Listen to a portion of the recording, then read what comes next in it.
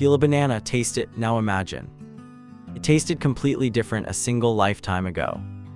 Your grandparents ate a banana you have never once tasted in your entire life. The Gros Michel, sweeter, creamier, and today almost impossible to find anywhere on Earth. It didn't vanish because people stopped liking it. It was hunted down and killed. Bananas are the most eaten fruit on the planet, over 100 billion every single year.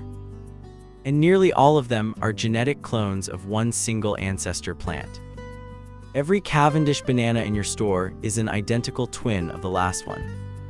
That sameness once destroyed an entire global industry. Right now, it is happening again. For nearly a century, the world ate almost one banana, the mighty Gros Michel. Its thicker skin meant it survived long ocean voyages without bruising or spoiling. Growers loved it, shippers loved it, and its rich flavor became truly legendary. By 1900, American companies were building sprawling empires on this single golden fruit. By 1899, his railroad and fruit ventures had merged into the United Fruit Company. Whole nations bent themselves around banana profits. We came to call them banana republics.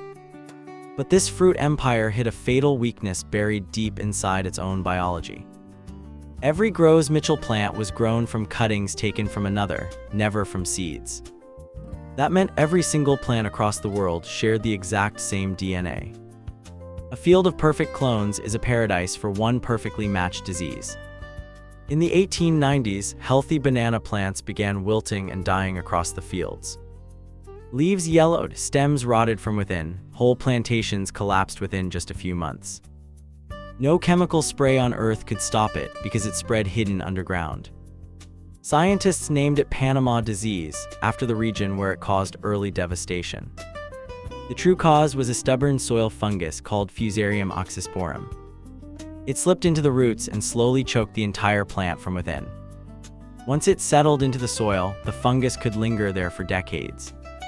Companies simply abandoned their infected land and bulldozed fresh jungle to replant. They burned through vast stretches of Central American forest chasing clean ground. But the fungus always caught up eventually. There was truly nowhere left to run. Growers desperately needed a new banana that was fully immune to Panama disease. They finally found their answer in an English botanical garden collection.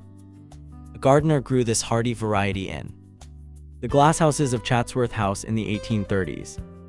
It resisted the fungus that had wiped out its predecessor with ruthless efficiency. So the industry replanted the entire world with a brand new clone. Today, the Cavendish makes up nearly all bananas traded across the globe. In the 1990s, a new strain appeared in Asia, Tropical Race 4. This mutated fungus attacks the Cavendish exactly as its ancestor attacked the Gros Michel.